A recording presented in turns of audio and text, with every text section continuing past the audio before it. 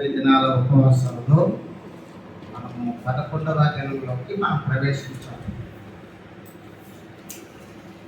విశ్వాసంతో ఉపవాస ప్రార్థనలు ప్రభు సన్నిధిలో మనం చేసిన ఎడల ప్రభు మనల్ని మన్నించి మనల్ని ఆధ్యాత్మికంగా భౌతికంగాను మనల్ని సంధించి మనకు అవసరమైన వాటిని దయచేస్తారని మనం సృష్టించాం.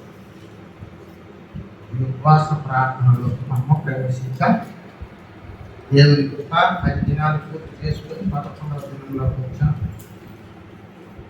ప్రతి ఉపవాస ప్రార్థన పనులు యెషయా గ్రంథం 58వ అధ్యాయము పూర్తిగా ప్రతిరోజు చదివి అందులో ఉన్న దానిని అనుసరించి జరిగించి దేవుని సన్నిధిలో ప్రార్థించిన యెడల ప్రభువు వారి మనవి ఆలపిస్తారని దైవదాసుల ద్వారా ప్రవక్త అయిన యెషయా ద్వారా ప్రభువు మనతో మాట్లాడటాన్ని మనం పరిశీలన చేస్తూ వస్తున్నాం.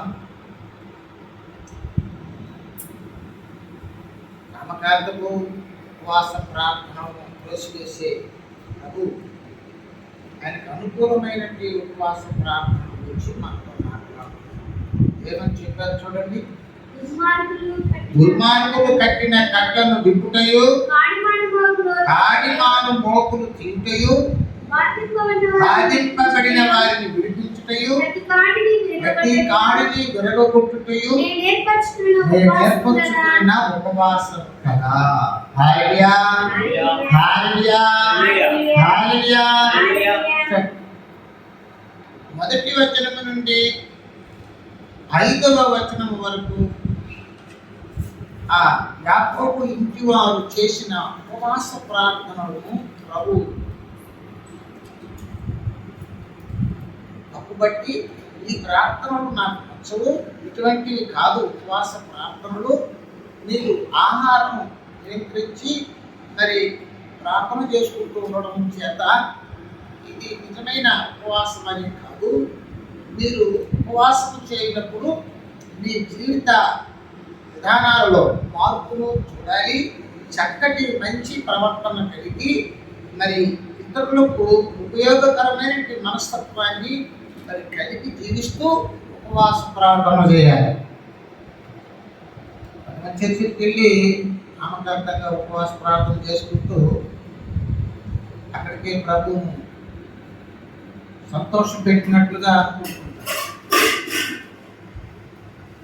అయితే ప్రభు చెప్తున్నారు, ఈ ఉపవాసము నాకు అనుకూలమా, ఈ ఉపవాసము నాకు ప్రీతికరమని మీరు అనుకుందురా? ఇలాంటి ప్రశ్నలు వారికి చేశారు. అంటే వాళ్ళు చేస్తున్న ఉపవాస ప్రార్థనలో సరైనది కాదు. సరైన ఉపవాస ప్రార్థనలు ఏర్పరచుకోవడం, అలా చేయడం అనేది చాలా తప్పకుండా ఉపవాసం అనేది మంచిదే. కానీ అందులో కొట్టి ఉపవాసాలు ఉండడము, ఆహారం తినకుండా ఉండడము, మరి ఒక దగ్గర కూర్చొని ప్రార్థన చేయడమే కాకుండా మంచి ప్రవర్తనను ప్రదర్శించడం ప్రభు ఇష్టమైనది. మంచి జీవితాన్ని కలిగి ఉంటాం, పవిత్రమైన జీవితాన్ని కలిగి ఉంటాం, పరితాపంతో కూడిన జీవితాన్ని కలిగి ఉంటాం. జాలి దయ అనబడే గుణాలను ఏం చేయాలి? ప్రదర్శించాలి. హల్లెలూయా హల్లెలూయా. అందుచేత ప్రభు ఈ యొక్క 58వ యెషయా గ్రంథంలో 1 నుంచి 5 వరకు వారు చేసిన ఉపవాసం తప్పుపట్టారు. ఇది నాకు ఇష్టమైనది ఉపవాసం కాదు అని చెప్పారు. వేషధారంతో కూడిన ఉపవాసం, పాపాలు చేసుకుంటూ ఉండే ఉపవాసం, గుద్దులాటలు, గొడవలు, జడగడాలు, వాదాలు పెట్టుకుంటూ ఉపవాసం చేయడం, ఇంకా యుద్ధాలు చేసుకోవడం, మరి ఇతరులను బాధించడం, వ్యాపారమును వడ్డీల వ్యాపారాలు చేయడము, ఇలాంటివన్నీ కూడా దేవుని దృష్టికి అసహ్యం. ఆ ప్రవర్తనతో నడుచుకుంటూ మరలా వెళ్ళి దేవుని మందిరానికి వెళ్ళడమో, లేదంటే ఇంట్లో ఒక గదిలో కూర్చొని నీళ్లు కూడా తాగకుండా నిష్ఠతో కష్టపడి కూడా ఉపవాసం ఉండడంతో దేవుడు దాన్ని మంచిదిగా అంగీకరించడం లేదు. ఫస్ట్ నీ వ్యక్తిత్వాన్ని సరిగా కొనసాగించుకోవాలి, నీ ప్రవర్తన శైలి సరిగా కొనసాగించుకోవాలి. యేసు ప్రభువులోకి రావడం అంటే ఏం తెలిసినా పాప జీవితాన్ని విడిచిపెట్టి పరిశుద్ధమైన మంచి జీవితాన్ని అలవాటు చేసుకోవడమే యేసు ప్రభువులోకి రావడం. ఇది క్రైస్తవ జీవిత విధానం. దీనిని మనకు పరిశుద్ధ గ్రంథంలో నుంచి నేర్చుకునే అవకాశాన్ని దేవుని సంఘంలోకి వెళ్ళి దైవజనుల ద్వారా మనకు విపులంగా మరి వివరించి చెప్పడానికి, వారిని ఏర్పరిచి మనకు ఉంచి మనం నేర్చుకొని బ్రతకడానికి క్రైస్తవ జీవితంలోకి మనం రావాలి. మతం మనసును మార్చలేని మతం ఏమీ ప్రయోజనం లేదు. నడవడికలు మార్చుకోకుండానే ఘోరమైన జీవితంతో జీవించుకుంటూ పరిశుద్ధమైన క్రైస్తవ జీవితంలో మేము పాలిభాగస్థలం అని చెప్పుకోవడం వల్ల ప్రయోజనం లేదు.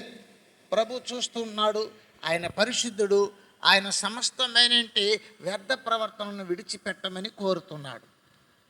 కనుక ఓ క్రిస్టియన్గా ఉండాలంటేనే అతను చాలా పవిత్రంగా జీవించాలి. ఎందుకంటే అతను పరలోక రాజ్యం వెళ్ళాలి.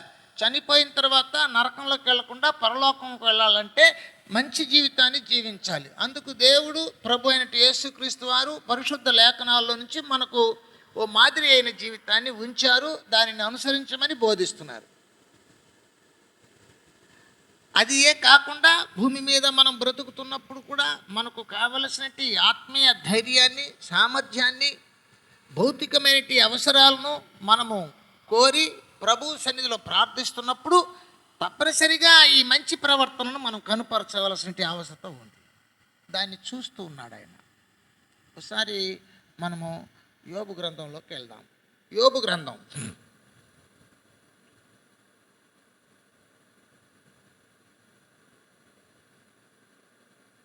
34వ అధ్యాయము 21వ వచనము 22వ వచనం. ఆయన దృష్టి నరుల మార్గముల మీద నుంచబడి ఉన్నది. ఆయన వారి నడకలన్నీ కనిపెట్టి చూచుచున్నాడు. హల్లెలూయా. చూడండి, దుష్క్రియలు చేయువారు దాగుకొనుటకు చీకటి అయినను మరణాంధకారమైనను లేదు. ఎక్కడ దాగుకోవడానికి అవకాశాలు లేవు. వారి ప్రవర్తన ప్రభు యొక్క కనుదృష్టిలో ఉంచబడి ఉంటుంది. ఆయన చూస్తూ ఉన్నాడు.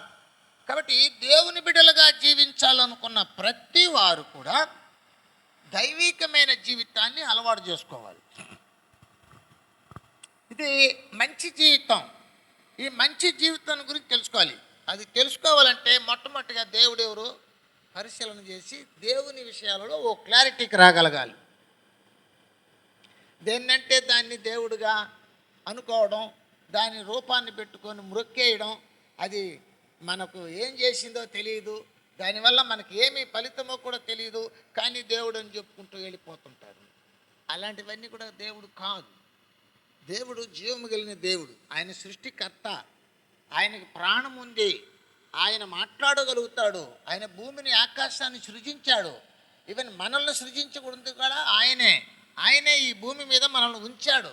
మనకు ఆహారమును, గాలిని, నీరును, సూర్యరశ్మిని అన్నిటినీ దానంగా ఇచ్చాడు. అంత మాత్రమే కాకుండా మానవుడుగా భూమి మీదకి మరి యేసుక్రీస్తు రూపంలో జన్మించి పాపుల దోష క్రియలను పరిహరించడం కొరకు, పాప మరి యొక్క దోషాలకు ప్రాయశ్చిత్తము నిమిత్తమై ఆయన ప్రాణాన్ని సహా ప్రాణంగా పెట్టాడు సిలువలో. అందువల్ల మనకు రక్షణ. ఇవన్నీ కూడా పరిశుద్ధ జీవితాన్ని కలిగి జీవించడానికి నేర్పిస్తున్నట్టు మరి యొక్క ఓ మాదిరి అయిన జీవితం. వాటిలో నుంచి మనము మంచి నీతి పాఠాలు నేర్చుకోవాలి. భూమి మీద బ్రతుకుతున్నప్పుడు మంచి నీతి పాఠాలను మరి నేర్చుకొని అలా బ్రతికి తదనంతరం మనం జీవితంలో దేవునికి ఇష్టలుగా బ్రతకగలిగినట్లయితే తదనంతరం మన జీవితంలో దేవుని రాజ్యంలో ప్రవేశించే అర్హత, యోగ్యత కలిగి ఉంటాం. మరి అలాగ జీవిస్తున్నట్టు దేవుని బిడ్డలు అందరూ కూడా ఈ ఉపవాసాలు ఎందుకంటే వారికి భూమి మీద భౌతికంగా జీవిస్తున్నప్పుడు వారు మంచి సామర్థ్యముతో దేవుని తెలుసుకొని బలపడడానికి, మరీ దేవుని సహాయం కోరడానికి ఈ యొక్క ఉపవాసాలు. నామకార్థంగా, సాంప్రదాయ సిద్ధంగా, మత కార్యాల్లాగా, ఏదో ఓ సంఘానికి సంబంధించిందిలాగా మాట్లాడుకుంటూ, దానిని తప్పుపట్టుకుంటూ, దానిని ఇట్లా కాదు అట్లా కాదు అని చెప్పుకుంటూ, అసలు దేవుని బిడ్డలుగా ఎలా జీవించాలనో తెలియకుండా ఇలా ఒకరి మీద ఒకరు లేనిపోని చెప్పుకుంటూ బ్రతికి దేవునికి మంచి వాళ్ళు అయిపోదాం అనుకుంటే అది ససేమిరా కుదరదు. పరిశుద్ధ గ్రంథం ఉంది, ప్రభు ఉన్నాడు, పరిశుద్ధాత్మ ఉంది మనకు నేర్పించడానికి, తెలియపరచడానికి. దైవజనులను వాస్తవంగా అభిషేకించబడి దైవజనులను ఆయన అందుబాటులో ఉంచుంటాడు. మనం వాళ్ళ ద్వారా మనం నేర్చుకొని దేవుని ఆత్మ ద్వారా నింపబడి నడిచి మన జీవితాలను కొనసాగించుకోవాలి. అంచేత ఈ 40 దినాల ఉపవాసాల్లో మనం కూడి వస్తుంటుండగా మన ఉపవాసాలను చక్కపరచుకోవడానికి, సరిగా ఉపవాసాలు చేయడానికి ప్రభు మనకిచ్చినట్టు ఈ సూచనలో ఈ దినం పాఠం ఏమిటంటే కాడిమాను మోకులు తీయడం. దేవుడు ఏర్పరచుకునేంటి ఆయనకి ఇష్టమైన ప్రీతికరమైనటి ఏర్పరచుకునేంటి ఉపవాసమును ఏమిటంటే నిన్నటి దినంలో మనం నేర్చుకున్నాం, దుర్మార్గులు కట్టిన కట్లను విప్పుటయో. అలెలుయా. గతించిన దినంలో ఏం నేర్చుకున్నాం? దుర్మార్గులు కట్టిన కట్లను విప్పుటయో అంటే దాని అర్థం మనం చూసాం. దుర్మార్గంగా అన్యాయముగా ఇతరులను బాధ పెట్టిస్తూ ఇతరులను మరి ఆర్థికమైన లావాదేవీలలో వాళ్ళని ఇబ్బంది పెట్టేసి ఉంటున్నట్టి వ్యక్తులను మనము ఏం చేయాలట? విడిపించాలి. అమ్మా అని ఎవరైనా భిక్షం అడిగినారనుకో వాళ్ళని కఠినంగా మాట్లాడతారు, దూషిస్తారు, తోలనాడతారు. అలాంటి మనస్తత్వాలు నీకు ఉండకూడదు. చేతనైతే సహాయం చేయాలి. ధర్మం తలైకాకు అని తమిళ్లో చెప్తుంటారు. ధర్మం చేసినప్పుడు అది నీ బిడ్డలకు అది దీవెనకరంగా మలచబడుతుంది. నీకు దేవుడు ఇవ్వాలంటే దేవుని దగ్గర నుంచి నువ్వేమి కోరుతున్నావో, ఏ విధమైన వాటిని పొందాలని అనుకుంటావో ఆ విధమైన వాటిలో కొంతైనా పక్క వాళ్ళకి చేసి పెట్టి ఉండాలి. ఇది యేసయ్య మనస్తత్వం. యేసయ్య అలాగ జీవించాడు. ఆయన అంటున్నాడు, 2 అంగీలు కలిగినవాడు 1 అంగీ లేనివాడికి ఇవ్వండి అన్నాడు. ఆహారం లేనివాడికి నీ ఆహారంను పెట్టు అన్నాడు. ఇలా యేసయ్య గుణగణాలను అలవాటు చేసుకోవాలి. ఆయన బిడ్డలుగా మేము యేసు ప్రభువును నమ్ముకున్నాం, మేము క్రైస్తవులం అన్నప్పుడు ఆ క్రీస్తు యొక్క గుణగణాలలో కొంతైనా నీవు భూమి మీద చూపించగలగాలి, నేర్చుకొని ఉండాలి, చూపించగలగాలి. నువ్వు ఎంత ఎక్కువగా నేర్చుకుంటావో, ఎంత ఎక్కువగా చూపిస్తావో అంత ఎక్కువగా ప్రభువును నువ్వు ఆకట్టుకుంటున్నావు. ప్రభు నీతో ఉంటాడు, ఆయన నీకు సమీపముగా ఉంటాడు. నీ ఉపవాసాలను ఆయన అంగీకరిస్తాడు. అప్పుడు నీవు ఆయన బిడ్డగా ఉన్నావు. నీవు ఆహారం నియంత్రించి ఆహారాన్ని తినకుండా నీవు ఏకాగ్రతతో నువ్వు ప్రార్థన చేయడమే కాకుండా నీవు ప్రవర్తనను సరిచేసుకొని ఇతరులకు ఉపయోగపడి వారి యొక్క కట్లను విప్పుతున్నావు. వారికి ఉంటుంటే బంధాలను నువ్వు తెంపి వారికి ఫ్రీడమ్ ఇస్తున్నావు. కాబట్టి ప్రభు నిన్ను ఫ్రీగా ఉండడానికి సహాయం చేస్తాడు. కాబట్టి నువ్వు ఏది దేవుని దగ్గర నుంచి కోరుతున్నావో అలాంటి జీవితాన్ని పక్కవారి మీద నువ్వు చూపించగలగాలి, పక్కవారికి చూపించగలగాలి. అలా చూపించగలిగినట్లయితే నీవు ఆయన దృష్టికి చాలా మంచి వ్యక్తివి. నువ్వు మంచి వ్యక్తివి కనుక నిన్ను ఆయన ఎప్పటికి కూడా విడిచిపెట్టడు. హల్లెలూయా. 10 మందికి ఉపయోగపడుతున్నావు అనుకో, నువ్వు 10 మందికి ఉపయోగపడుతున్నావు కాబట్టి నీలాంటి వాళ్ళే దేవునికి కావాలి. అంచేత నీకు కొరతగా ఉన్నప్పుడు ప్రభువా అన్నావు అనుకో, నీకు ఇచ్చి నిన్ను పోషించి నిన్ను పెట్టి పెడతాడు. ఎందుకంటే నువ్వు 10 మందికి ఉపయోగపడు. 10 మందికి ఉపయోగపడమే ప్రభు పని. నశించుచున్న దానిని వెదకి రక్షించడానికి ఆయన వచ్చాడు. కాబట్టి అలాంటి అభిప్రాయం, నశించిపోతున్న వారికి నువ్వు సహాయపడుతున్నావు అనుకో, నిన్ను ఆయన ఇష్టపడతాడు, నీతో ఉంటాడు, నీకు ఇస్తాడు. నీ ద్వారా ఆయన మనసులో ఉన్నటువంటి భావాలను నెరవేర్చుకుంటాడు, ఆయన యొక్క సంకల్పాలను నెరవేర్చుకుంటాడు, ఆయన సిద్ధాంతాన్ని నెరవేర్చుకుంటాడు. అలాంటి వారుగా ఉండడానికే మనం పిలువబడ్డాం. అలా మనకి ఇచ్చి మనల్ని సంతృప్తిపరచడమే కాకుండా మన పేరులు జీవగ్రంథంలో వ్రాసి పెడతాడు. మనం చనిపోయిన తర్వాత జీవగ్రంథం తెరచి మనము దేవుని బిడ్డలంగా లిఖించబడ్డాం కాబట్టి దేవుని రాజ్యంలోకి తీసుకొని వెళ్తాడు. ఈ ఈ యొక్క ఆలోచనతో మనం ఎప్పుడైతే విశ్వసించి ప్రభువును వెంబడిస్తుంటామో, మనం ఉపవాసం చేసేటప్పుడు కూడా మనం ఏం చేస్తుంటామంటే ప్రభు మాటలను మాదిరిగా తీసుకుంటాం. కాడిమాను మోకులను తీస్తాం. హల్లెలూయా. కాడిమాను మోకులు తీయడం అనే దానికి అర్థమయ్యేటట్టుగా మనకు ఒక మాట చెప్పబడుతుంది. చూద్దాం, 9వ వచనంలోకి వెళ్దాం.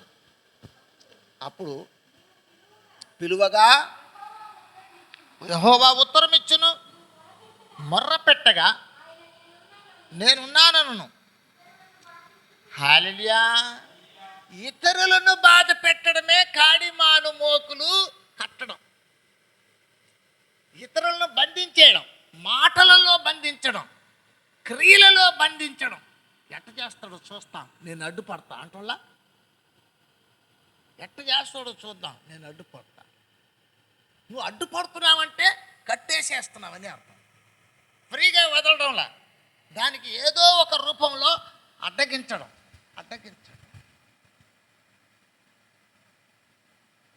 ఇతరులను ఏం చేయాలంట?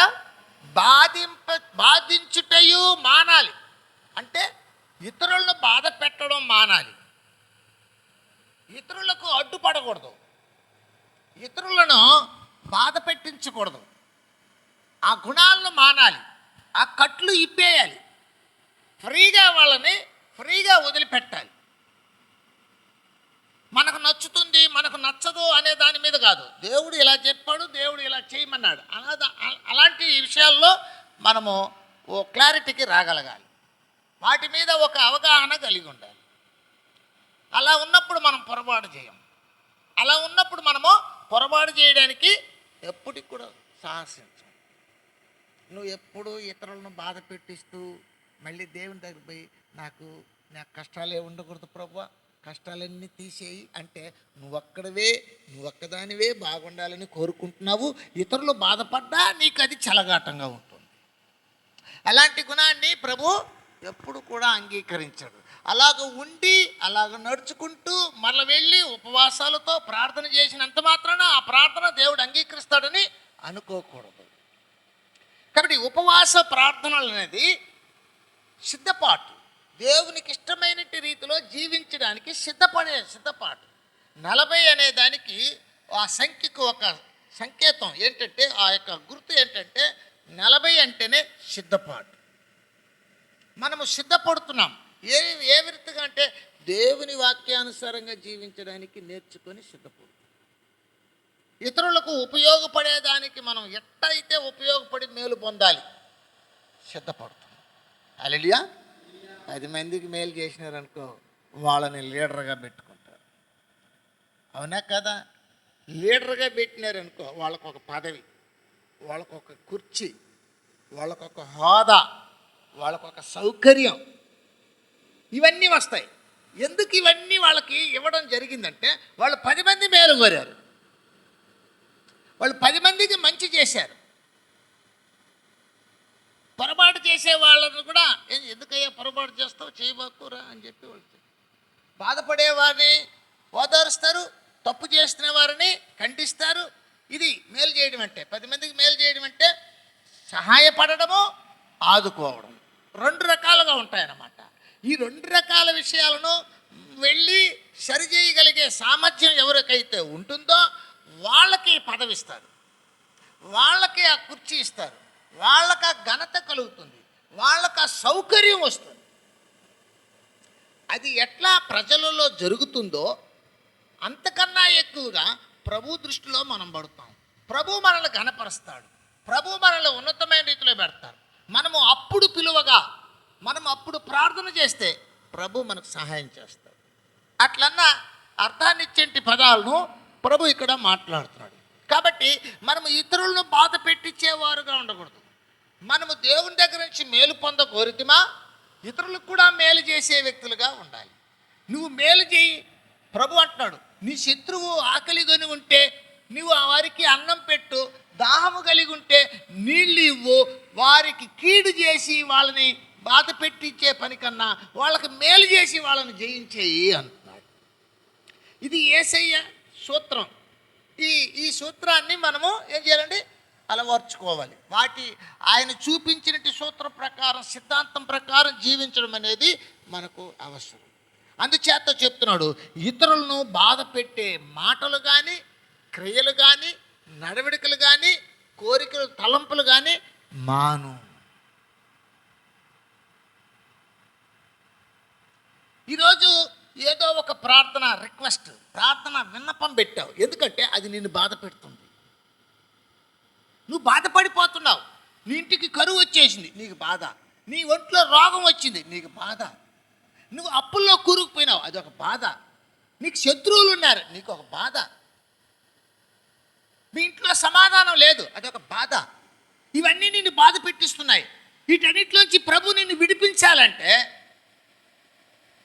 నీవు కూడా చేతనైనంతవరకు ఇతరులను అలా విడిపించడానికి మనసు కలిగి ఉండాలి. అప్పుడే నీకు అర్హత. నువ్వు కఠోరంగా, నువ్వు కర్కశంగా, నువ్వు కుట్రతో, నువ్వు అసూయతో, నువ్వు మరి గర్వముతో ఇతరుల ఎడ ప్రవర్తించేసి, ప్రభువా నాకు సహాయం చేయి, ప్రభువా నాకు కష్టాలు ఉన్నాయంటే ప్రభు సహాయం చేయడానికి ఇష్టపడు.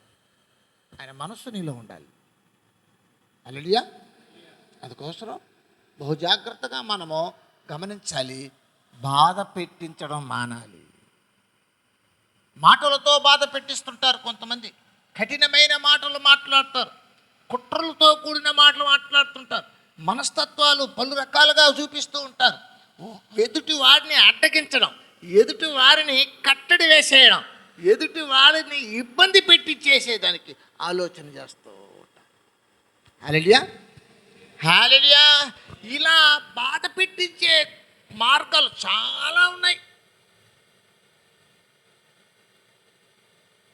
ఒక బాడిగింట్లో చేరినాం, బాగా అర్థం చేసుకోండి. ఒక బాడిగింట్లో చేరిన తర్వాత ఆ ఇంట్లోకి వచ్చేటప్పుడు ఏదో పని లేదు, ఏమీ లేదు, ఏదో కష్టాల్లో వచ్చాడు చేరినాం. కష్టాల్లో వచ్చాడు చేరిన తర్వాత ఆ ఇంటికి వచ్చిన తర్వాత దేవుణ్ణి ప్రార్థన చేసినాం. దేవుడు ఏదో సహాయం చేశాడు. ఒక చిన్న ఉద్యోగం వచ్చింది. ఆ ఉద్యోగంలో వచ్చిన దాంట్లో ఏదో పెట్టుకొని మంచిగా బ్రతుకుతున్నాము. ఇంకా అక్కడి నుంచి రూపాయి కూడబెట్టాము. అంతే, కూతురుకు కొడుకు పెళ్లి చేసాం. ఒక చిన్న అంగిడి పెట్టుకున్నాం. ఆ అంగిడి ద్వారా కొంచెం పోషణ సమకూర్చుకున్నాం. ఇప్పుడు నువ్వు ఇంత కష్టపడి ఇంత చేస్తూ ఉంటే వెంటనే ఆ ఇల్లు గల్లోడికి ఏమొస్తుందంటే, మా ఇంటికి వచ్చి వీడికి అన్ని కూడి వచ్చేసింది కాబట్టి 1000 రూపాయలు బాడుగునే 2000 అంటాడు.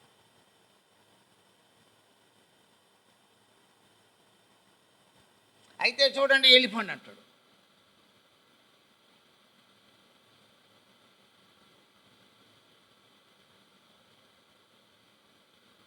సింపుల్గా వాళ్ళ.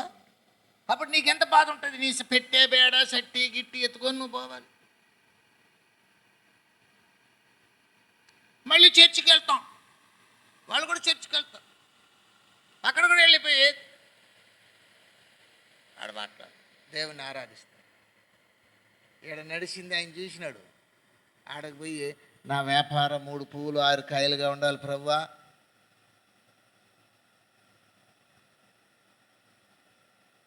మనిషికి ఇంగిత జ్ఞానం అనేది పనిచేయాలి. మనిషికి జ్ఞానేంద్రియాలు పనిచేయాలి. మనిషికి మానవతా దృక్పథంతో మంచి చెడులు అనేది తెలుసుకొని జీవించాలి. అవన్నీ ఉన్నప్పుడు ఓ వ్యక్తికి సహాయపడడమే ఉంటుంది. ఒక వ్యక్తిని ఇబ్బంది పెట్టడం ఉండదు. నువ్వు అభివృద్ధి చెందితే నాకు అసూయ పడుతున్నంటే నేను నిన్ను బాధ పెట్టించడానికి నేను కురికొల్పుకుంటా. నన్ను నేనే లేదు, వాళ్ళని ధరిమేయాలి. వాళ్ళు ధరిమేస్తే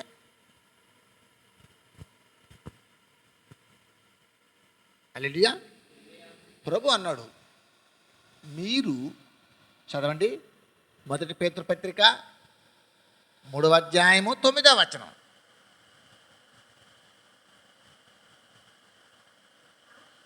ఆశీర్వాదమునకు వారసులగుటకు మీరు పిలువబడితిరి గనుక కీడుకు ప్రతి కీడైనను దూషణకు ప్రతి దూషణ అయినను చేయక దీవించండి. హల్లెలూయా. చూడండి, ఇక్కడ ఒక వివరణ ఇచ్చాడు. ఫస్ట్ చెప్పాడు, నువ్వు ఆశీర్వాదం కొరకు క్రైస్తవుడయ్యావు. నువ్వు ఆశీర్వాదము కొరకు క్రైస్తవుడు అయ్యావు కాబట్టి నీవు ఎవరికి కూడా ప్రతిచర్య జరిగించకూడదు. వాళ్ళు నీకు కీడు చేసినారని నువ్వు కూడా వాళ్ళ మీద పగ తీర్చుకోవడానికి ప్రయత్నించకూడదు. వాళ్ళు వృద్ధి చెందుతుండారని వాళ్ళ మీద నువ్వు అసూయ పడకూడదు.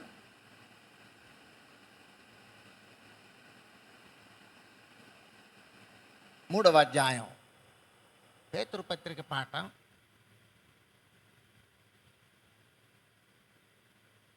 1 పేతురు 2వ అధ్యాయము 1వ వచనం. ప్రభువు దయాళుడని నీవు రుచి చూచి ఉన్న ఎడల దుష్టత్వమును, కపటమును, వేషధారను, అసూయను, దూషణ మాటలను మానే. హల్లెలూయా, హల్లెలూయా. ఇప్పుడు రండి 58:9, యెషయా గ్రంథం 58:9లోకి రండి. పిలువగా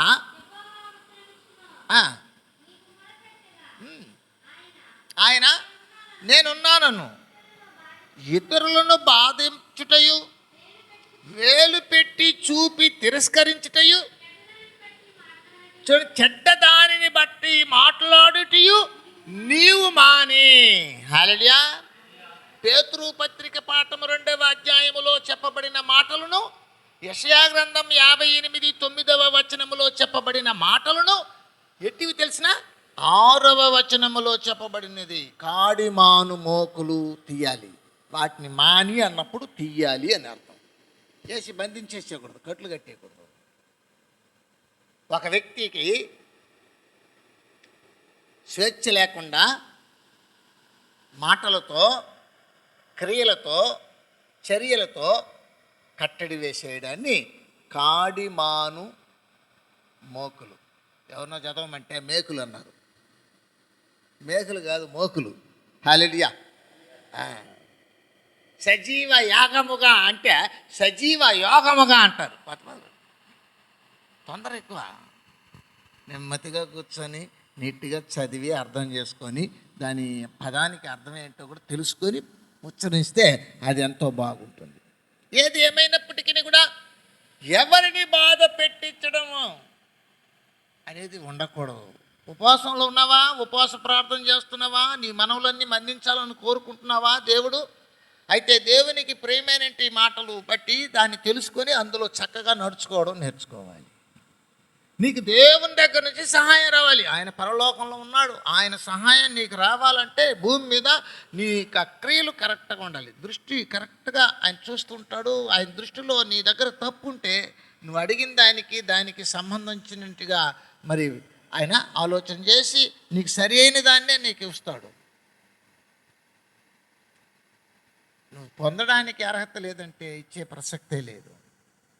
అందుచేత మనము గమనించవలసిన వారమంటున్నాము.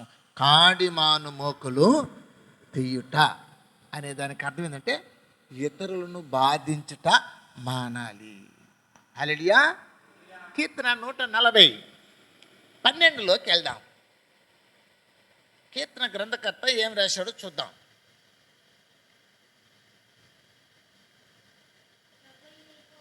ప్రభు అయిన యెహోవా నా రక్షణ, బాధింపబడు వారి పక్షమున యెహోవా వ్యాజ్యమాడుననియు, దరిద్రులకు ఆయన న్యాయము తీర్చుననియు నేనెరుగుదును. హల్లెలూయా. ఏదయ్యా ఏం చెప్పాడు? బాధింపబడిన వారి పక్షమున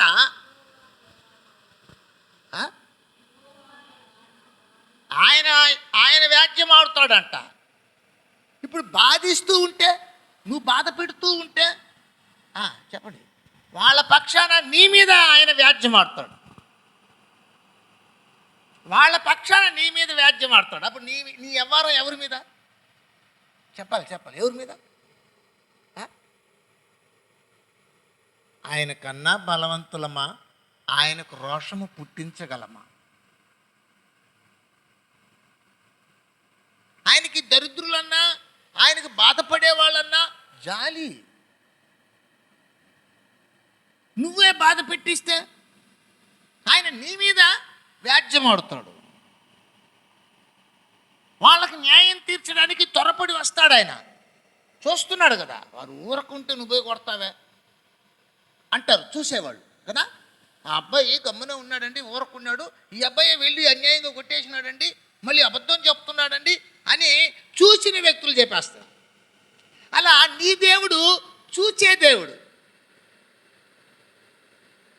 ఆ చూస్తున్న దేవుడు ఏం చేస్తాడంటే నీ చర్యలను చూస్తాడు. నువ్వు ఎవరి విషయంలో ఎలా నడుచుకున్నావు, ఏం చేస్తున్నావు అనేది చూచి నీవు అడిగినప్పుడు నీ యొక్క ప్రవర్తనను బట్టి ఆయన ప్రత్యుత్తరం ఇవ్వడం జరుగుతుంది. అందుచేత దావీదు అంటున్నాడు, ఆయన బాధింపబడిన వారి పక్షాన దేవుడే వ్యాజ్యం ఆడతాడు. కాబట్టి బాధించడం పెట్టుకున్నావు అనుకో, నువ్వు ఇతరులను బాధించడం నువ్వు పెట్టుకున్నావు అనుకో, నీ మీదకి ఆయన వస్తాడు యుద్ధానికి. వాళ్ళు రావాల్సిన అవసరం లేదు. అర్థమైందా? అంచేత బాధించుట, ఇతరులను బాధ పెట్టుట, చెప్పండి బాధ పెట్టుట మానాలి. హల్లెలూయా. కాడి మాను మోకులు తీయుటయు అంటే అర్థం ఏంటి తెలుసునా? బాధించే విషయాలను, బాధించే గుణగణాలను మానేయాలి. ఎప్పుడు బాధ పెడుతూనే ఉంటారు. అన్నదమ్ముల్లో బాధ, భార్య భర్తల్లో కూడా ఉంటుంది. ఎప్పుడు బాధ పెట్టిస్తూ ఉంటారు. భర్తను బాధ పెట్టిస్తుంటారు, భార్యను బాధ పెట్టిస్తూ ఉంటారు, అన్నదమ్ములను బాధ పెట్టిస్తుంటారు. ఆస్తి గొడవలు వస్తూ ఉంటాయి, లేనిపోని సమస్యలు. హల్లెలూయా, హల్లెలూయా. పెళ్లి చేసుకునేదానికి కూడా అమ్మాయిలను బాధ పెట్టిస్తుంటారు, అబ్బాయిలను కూడా బాధ పెట్టించేసి మళ్ళీ పెళ్లి చేసుకుంటారు. ఇదేమన్నా మంచితనంతో వాళ్ళని ఏం చేయాలి? ఆకట్టుకోవాలి. కానీ బాధ పెట్టించి ఏదో సాధించినట్టుగా ఉంటుంది. ఏం సాధించింది లేదు.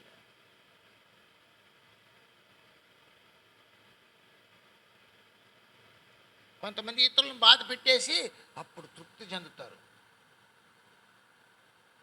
అలాంటి వాటిని విడిచిపెట్టాలి.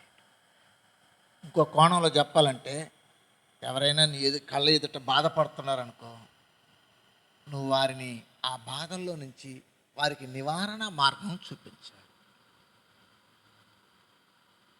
బాధపడే వాళ్ళని చూస్తే నీ గుండె జాలి, దయ, కరుణతో నింపబడి ఉండాలి. అప్పుడు నువ్వు దేవుని దగ్గర బాధపడుతున్నావు ప్రభువా అని, అప్పుడు ఏం చేస్తావు?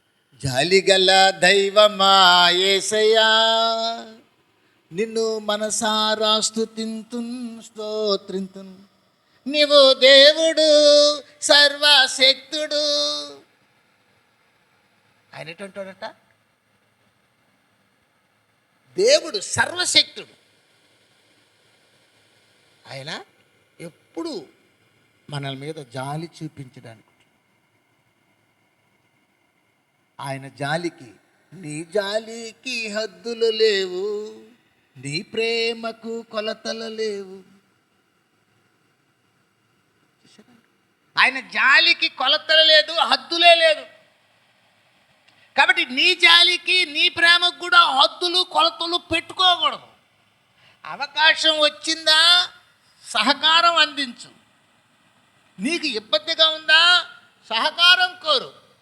నువ్వు చేసిన దాన్ని చూశాడు కాబట్టి తప్పకుండా నీకు అవకాశాన్ని ఇస్తాడు. నీ కష్టాన్ని తొలగించడానికి ఆయన ఒక్కడే సమర్థుడు. హల్లెలూయా, హల్లెలూయా. అందుచేత ఏం చేయాలండి? ఇతరులను బాధించడం మానాలి. అటంటే దాని అర్థం ఏంటి? బైబిల్లో రాసి పెట్టుంది, కాడి మాను మోకులు తీయాలి. నువ్వు ఇతరులను బాధించకూడదు. ఇతరుల చేత బాధ పెట్టబడుతున్నప్పటికీ నీ కనుదృష్టికి వచ్చినప్పుడు విడిపించడానికి ప్రయత్నించాలి. ఇలా చేసి నీవు ఉపవాస ప్రార్థన కాదు, మామూలు ప్రార్థన చేసినా కూడా నీకు సక్సెస్. ఇంకా ఉపవాస ప్రార్థన చేసావనుకో, అయ్యో నా బిడ్డ ఊరికనే పడిపోతున్నది, నీకేం కావాలి నేను ఇస్తానులే, నువ్వు లేయి, నువ్వు అన్నం తిను, నువ్వు భోంచెయ్యి, నువ్వు బాగుండు, నీకెందుకు నేనున్నాను కదా అని ధైర్యాన్ని ఇస్తాడు. అదే ఇక్కడ చెప్తాను, నువ్వు పిలవగా నేను ఉత్తరం ఇస్తాను, నువ్వు మొరపెట్టగా నేను ఉన్నాను అంటాను. హల్లెలూయా, అలాంటి పదాలే అక్కడ చెప్పబడింది. కాబట్టి మనకి ఏమి కావాలన్నా ఆయన అడగమన్నాడు. నీకు ఏది ఇష్టమో అడుగుడి, నేను మీకు చేస్తాను అన్నారు. యోహాను సువార్త 15వ అధ్యాయము 7వ వచనములో. కాబట్టి మనము ఆయన మాటలను మధ్యలో పెట్టుకొని అలాంటి మాటలను చర్యల రూపంలో మనము జరిగించిన ఎడల మనకి ఏది ఇష్టమో అది ఆయన ద్వారా మనము పొందుకునే అర్హత కలిగి ఉంటామని ఆయనే చెప్తున్నాడు. నీకు ఏది ఇష్టమో అడుగు, నేను చేస్తాను. నువ్వు నాకు ఇష్టంగా నువ్వు నడుచుకుంటున్నావు కదా, నీకు ఇష్టమైనవన్నీ నేను ఇస్తాను. నువ్వు ఏడవకు, నువ్వు బాధపడకు అని మనకు ప్రభువే వాగ్దానం చేస్తుంటాడు. హల్లెలూయా. ఓసారి మనము గమనించవలసిన వారం అంటాం. చూద్దాం. యెషయా కీర్తన 52:2లోకి వెళ్దాం.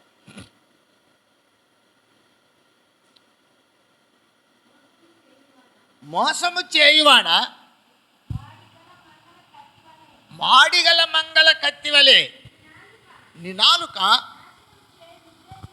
నాశనము చేయునుద్దేశించుచున్నది. మేలు కంటే కీడు చేయుటయు, నీతి పలుకుట కంటే అబద్ధము చెప్పుటయు. అది వాళ్ళకి ఇష్టం అంట. వాళ్ళు ఎవరోళ్ళ? కపట భక్తులు. మేలు చేయరు, కీడే చేస్తారు. అంటే ఇతరులను బాధ పెట్టించడమే వారి పని. కొంతమంది బాగున్న వాళ్ళని చూసి అసూయ. మంచి అందంగా కనిపించినారనుకో, దారిలో పోతాక పెగ్గి అంటే వెంటనే వీళ్ళకి ఏమొచ్చేస్తుంది, అసూయ పుట్టిపోతుంది. ఈ అసూయ ఏమవుతుందంటే వాళ్ళని బాధ పెట్టించడానికి తిప్పుకుంటారు. ఎవరైనా భార్యాభర్తలు బాగున్నారనుకో, కొంతమందికి అసూయ పుడుతుంది. వాళ్ళని ఏ విధము చేతనైనా వాళ్ళ కుటుంబంలో కలహాలు రేపేసి, అబద్ధాలు కొండేలు చెప్పేసి, మరి కఠినమైన మాటలు మాట్లాడేసి వాళ్ళని బాధ పెట్టి చేసే పనే చేస్తాం. చూస్తుంటారా మనం? అట్లాంటి వాళ్ళు కనిపిస్తుంటారు.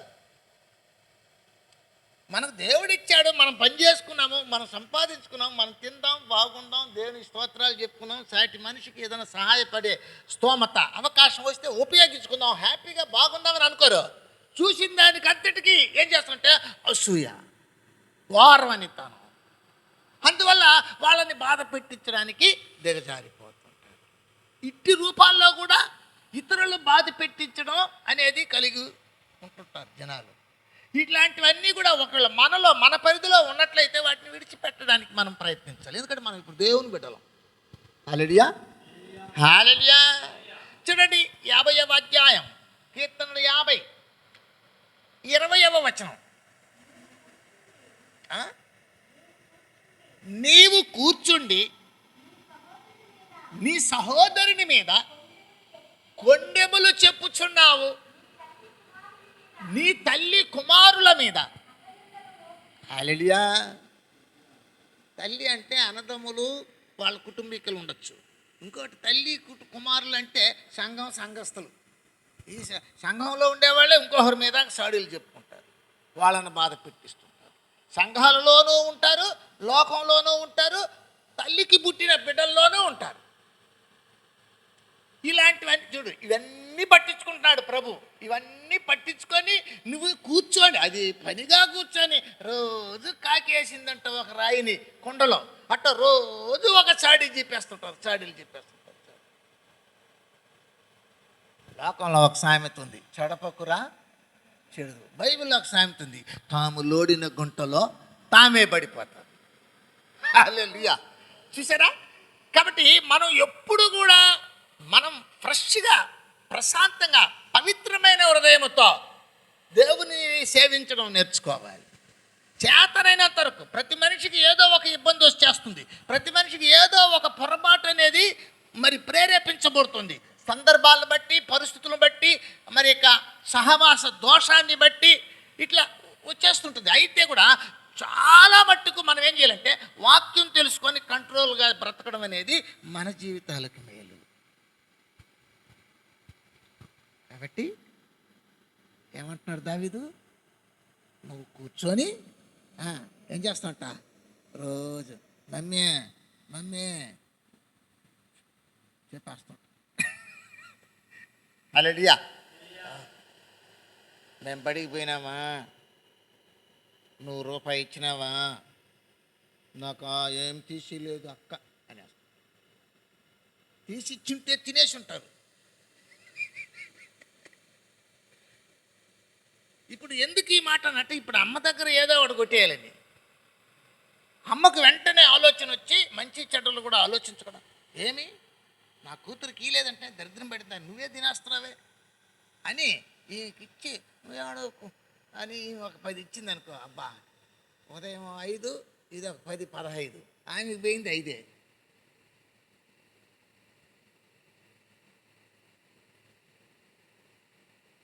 అలాంటి వాడు కాదు దేవుడు. అన్నీ చూస్తూ ఉంటాడు, అన్నీ చూస్తూ ఉంటాడు. అలడియా నేను మిమ్మల్ని గురించి కూడా ప్రార్థన చేసి అడిగేస్తుంటా ప్రభుని, ఆ శాంతి ఎట్టుంటుంది ప్రభు అంటే, చిచి చెప్పాక ఆ అమ్మాయి మాట అనేస్తాడు. ఓయమ్మా తన్నాడంటే ఏదో ప్రాబ్లం ఉండాలి. అప్పుడు రాసి పెడతా ఏమన్నా శా అంటే ఇది శాంతికి దేవుడు నాకు శాంతిని గురించి నాకు చెప్పిన మాట, అది గుర్తు చేసుకుంటాం.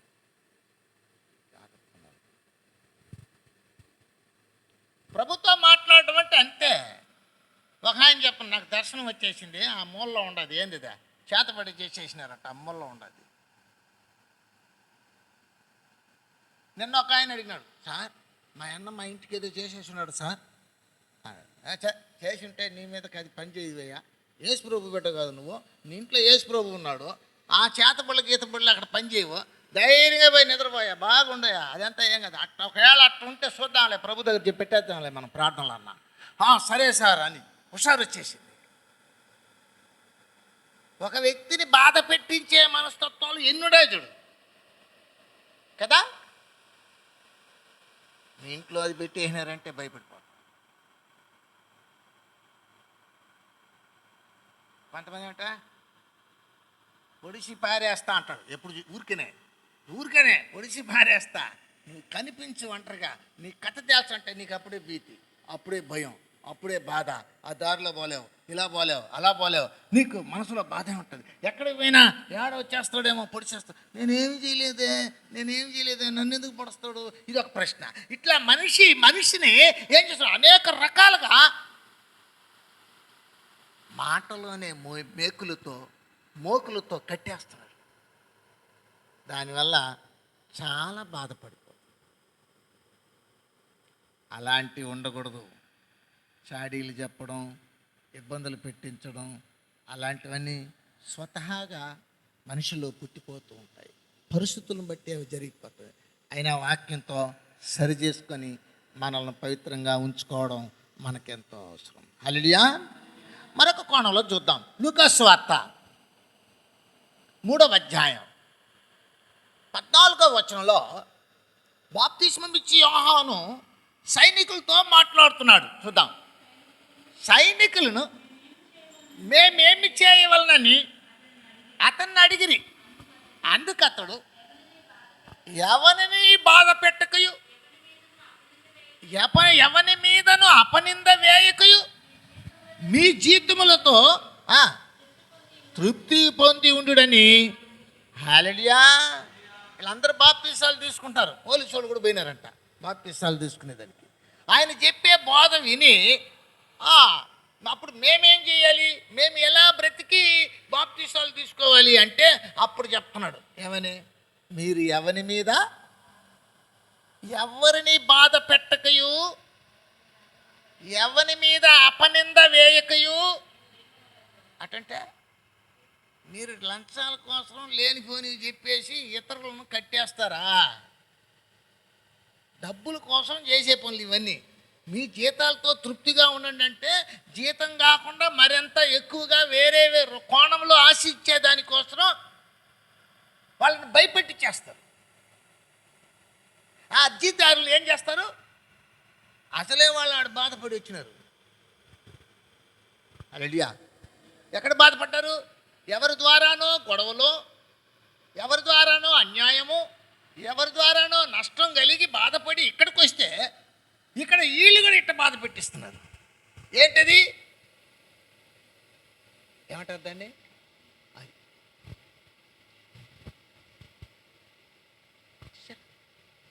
అందుకోసం ఆ ఉద్దేశంతో యోహాను గారు అట్టంటారు, మీరు ఎవరిని బాధ పెట్టకూడదు, ఎవరి మీద అపనింద వేయకూడదు, మీ జీతాలతో మీరు తృప్తిగా బతకండి.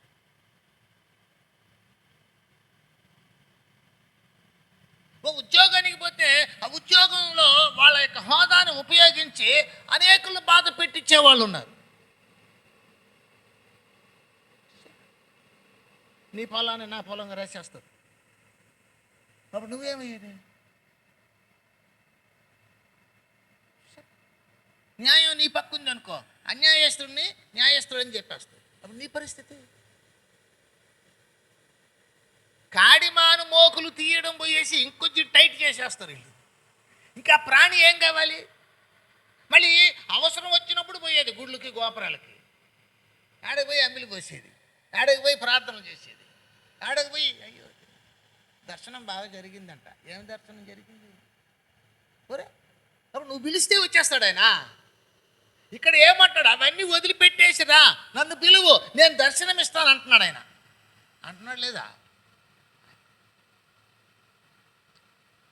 ఈ క్రైస్తవులు కూడా చెప్తాడు, నాకు దర్శనంలో తేటగా కనిపించిందంట. దర్శనంలో తేటగా కనిపించాలంటే ఆ కొర్నేలు కనిపించిందంట. ఎట్లా కొర్నేలు కనిపించిందంటే ఆయన దాన కార్యాలు ధర్మ కార్యాలు విరివిరిగా చేశాడు. ఆయన ఒకరి దాన్ని ఆశించేవాడు కాదు, తన దాన్నే ఇచ్చేసే వ్యక్తిగా ఉన్నాడు. మళ్ళీ చక్కగా ప్రార్థన చేసే వ్యక్తిగా ఉన్నాడు. దేవదూత చెప్పినప్పుడు దైవ సేవకుని పిలిపించుకొని ప్రార్థన చేయించుకో, వాక్యం విను అంటే వెంటనే చెప్పి నడిపించుకున్నాడు. అన్ని కోణాల్లో ఆయన మంచి మనసు కలిగి ఉన్నాడని ఆయన ప్రార్థన చేసినప్పుడు దేవుని దూత వచ్చి దిగి ఆయనకి ప్రత్యుత్తరం ఇచ్చింది. అది దర్శనం. మన వాళ్ళకి ఊరికనే వచ్చేస్తుంది దర్శనం. హల్లెలూయా. ఆరాధన చేస్తుంటే వచ్చేస్తుందంట. అట్నే పావురం వచ్చి దిగింది పైన. ఓ నాయన, పావురం నీ మీద వచ్చి దిగితే అసలు నీ జీవితమే ఎంత పీస్ఫుల్గా మారిపోతుంది తెలుసా? చెప్పండి. దేవుడు నీతో మాట్లాడినాడంటే నీతో ఎందుకు మాట్లాడతాడు? నీకు మంచి జీవితాన్ని ప్రసాదించేదానికి మాట్లాడేస్తాడు. మాట్లాడేసిన తర్వాత నీ జీవితం ఏమైపోవాలి? యేసన్న గారిని వెలుగు దర్శించిందంట. హల్లెలూయా. అవునా కదా? వ్యాధి కలిగినట్టు యేసన్న గారు ఏమైపోయారంటే ఆరోగ్యం కలిగిన వ్యక్తిగా మారిపోయాడు. ఊరికే జస్ట్ దగ్గరిందంట, అంతే, ఇంకేం లేదు. రావడంతో ఆయన ఏమైపోయినట్టే దైవజనుడిగా మారిపోయి అనేకుల కొరకు ఆయన ఏం చేశాడు? వాడబడ్డాడు. తన కొరకు ఆయన ఏమీ సంపాదించుకోలే, అనేకుల కొరకు వాడబడ్డాడు. ఓ క్రైస్తవ జీవికి యేసు ప్రభు లేదా పరిశుద్ధాత్మ దర్శనం కలిగిందంటే వాళ్ళ జీవితం మారిపోతుంటుంది. ఊరికనే అబద్ధాలు చెప్పేస్తుంటారు. నాకు దర్శనంలో కనిపించింది, ఈడ ఉండదు అది, ఆడ ఉండదు ఇది, ఇది ఇట్ట అయిపోతుంది, ఇది అట్ట అయిపోతుంది.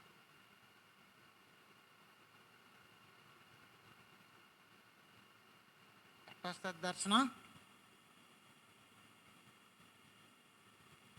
10 మందికి నువ్వు ఉపయోగపడే మనస్తత్వం ఉంటే నీకు వస్తుంది దర్శనం. ఎందుకంటే పలానా దగ్గర ఎట్టున్నది నాయన, దాని పని పోయి చెయ్యి. హల్లెలూయా. అననీయ ప్రార్థన చేస్తుంటే దర్శనంలో తేటగా కనిపించి ప్రభు ఏమనంటే సౌలు ప్రార్థన చేస్తున్నాడు. ఆ సౌలు యొక్క పాప క్షమాపణ నిమిత్తమై, ఆయన కనుదృష్టి కలగడం నిమిత్తమై, ఆయనకు బాప్తీసం ఇవ్వడం నిమిత్తమై, ఆయనను నాకు సాధనముగా ప్రతిష్ఠించడం నిమిత్తమై పో అన్నాడు. ఎన్ని పనులు చూడు. అన్ని పనులు చేయడానికి ఈయన అర్హత ఆయనకుంది, అననీయాకి. అందుకోసం ఆయన పంపించాడు. అయ్యో ప్రభువా వాడు చంపేస్తుంది కదా, ఓ అన్నాడు. సరే వెళ్ళిపోయాడు, పని చేశాడు. అవునా కదా? అంత మంచి దర్శనాన్ని సునాయాసంగా ఉపయోగించేస్తున్నారు కొంతమంది. నాకు దర్శనం కలిగింది, దేవుడు నాతో మాట్లాడినాడు, రాత్రి మాట్లాడినాడంట. తెల్లలేసి బూతులు మాట్లాడమనా? ఉదయం లేచి అందరినీ బాధ పెట్టించమనా? స్వార్థంగా మాట్లాడుకోమనా? దర్శనం కలిగిందంట. దర్శనం దేనికి కలిగింది? మా వాళ్ళకి అందరికి న్యాయం చేయమనా?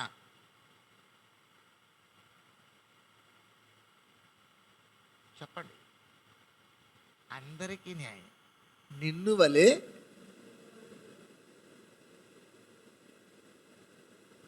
ఒకవేళ వ్యక్తిగతంగా ఒకరికే చేయమని ఉంటే ఆయన ఆ వ్యక్తి మీద ఏదో ఒక ప్రణాళిక ఉంటుంది కాబట్టి అతనికి వెళ్ళి చెయ్యి అంటాడు.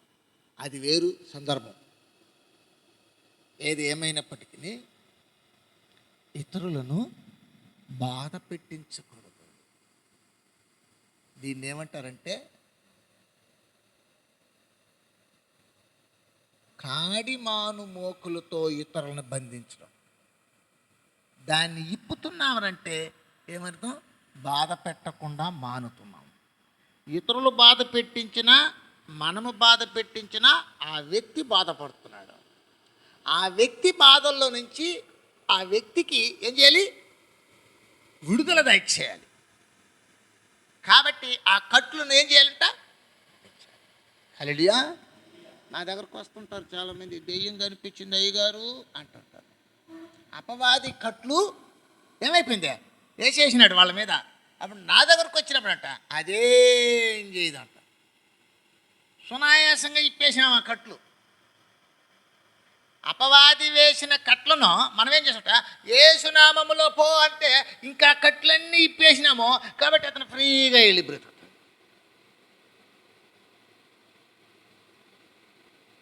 ఏమైనా చేతనైతే నువ్వు ఒకరికి ప్రార్థన చేసి వాళ్ళకి ఇబ్బందుల నుంచి నువ్వు పరామర్శించి వాళ్ళని సరిచేయాలి. నువ్వే ఇబ్బంది పెట్టే పరిస్థితిలో ఉంటే రేపు నీ ఉపవాస ప్రార్థన దేవుడు ఎలా వింటాడు? అందుచేత కాడిమాను మోకులు తీయడం అంటే ఇతరులను బాధ పెట్టకూడదు. ఒకవేళ బాధపడుతున్న వారి విషయంలో కూడా ఓదార్పును సహకారాన్ని అందించి ఆ కట్లలో నుంచి వారిని విడిపించడానికి ప్రయత్నించే వ్యక్తి యొక్క ప్రార్థన నిజమైన ఉపవాస ప్రార్థన. అట్లా జీవించడానికి ప్రభు ఏర్పరచుకున్న ఉపవాసం అని తెలియపరుస్తున్నాడు. అటు కృపలో మనం ముందుకు సాగుదాం. దేవుడి వాక్యాన్ని దీవించి ఆశీర్వదించి బలపరిచి కాపాడును గాక.